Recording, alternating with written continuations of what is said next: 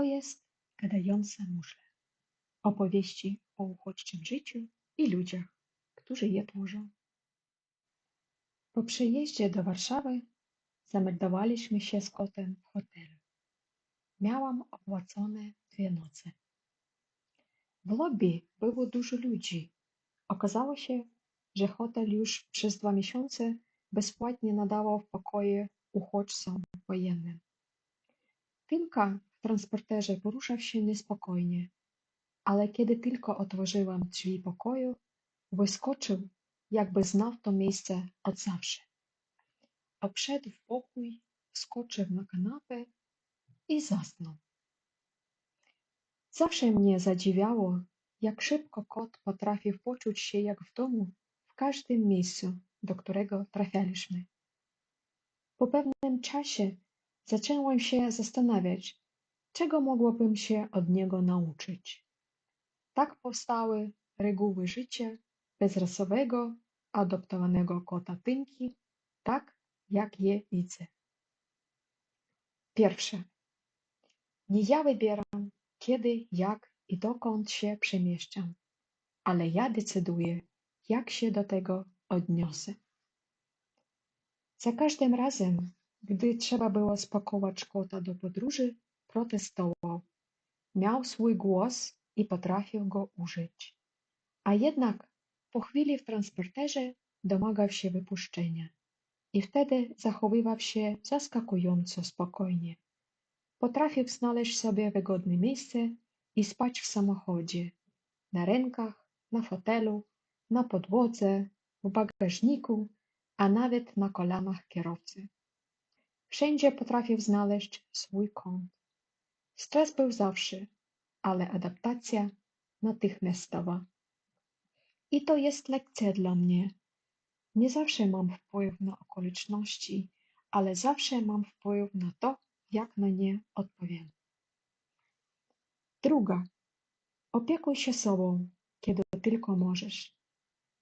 Nawet w długiej podróży Tymka nie odmawiał sobie jedzenia i picia. Może nie jadł dużo, ale nigdy nie jechał zupełnie głodny. Po przyjeździe w nowe miejsce najpierw miska, potem kuweta i sen. Patrząc na niego, zrozumiałam, że to jest sposób na zachowanie równowagi. Najpierw zadbać o podstawę. To lekcja, by niezależnie od okoliczności pamiętać o sobie, o jedzeniu, o odpoczynku, o tym, co pozwala przetrwać. Trzecia. Nawiązywać kontakt z ludźmi, którzy są wokół. Tymka postrzegał każdego, kogo spotykał, jako potencjalne wsparcie i źródło zasobów dla siebie. Sprzątaczki w hotelu śmiały się za każdym razem, gdy zaczynał za nimi chodzić, oczekując, że dostanie coś do jedzenia albo przynajmniej zostanie pogłaskany. Uwielbiał wyskoczyć na korytarz i spróbować zająć cudzy pokój podczas sprzątania. Wszystko uważał za swoje. Nie wiem, czy to dobra lekcja zajmować cudze terytorium, ale żeby nie bać się kontaktować z ludźmi, tę część chyba sobie zostawię. Czwarta. Nie zastanawiaj się nad tym, co było. Tego już nie ma. Kot nigdy nie analizuje, jak się tu znalazł, dlaczego jest tak daleko od domu, jak żyć dalej, czy co zrobić z emocjonalnym bagażem.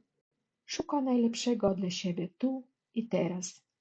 Nie ma przeszłości, nie ma przyszłości. Jest tylko to, co można zjeść i gdzie można dobrze spać. Teraz. Trudno człowiekowi przestać wracać myślami do tego, czego już nie ma i skupić się na tym, co jest. A jednak właśnie tego uczy mnie ta kocia reguła prostego życia. Piąta. Nie ma jedynego domu. Dom jest tam, gdzie jestem. Podczas tej długiej podróży przez 2 kraje i prawie 4 lata w Polsce mieszkaliśmy w 7 różnych mieszkaniach i hotelach. Tymka nigdy się nie chował. Miał swoje priorytety.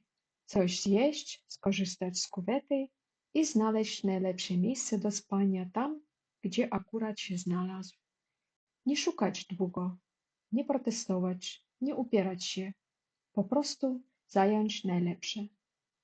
Tak narodziła się filozofia wielodomowości. Dom może być wszędzie, gdzie jesteśmy.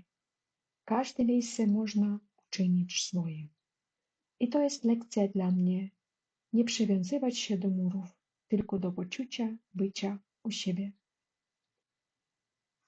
Tamtego pierwszego dnia w Polsce patrzyłam, jak Tymka spokojnie obchodzi pokój, je, sprawdza kanapę i wkrótce zasypia. W swoim domu, tam i wtedy. Bo domów mamy zawsze więcej, niż moglibyśmy sobie wyobrazić. Czuję wdzięczność za te proste reguły. Dla człowieka mogą wydawać się banalne, może nawet zbyt powierzchowne, ale w czasach niepewności dają siłę.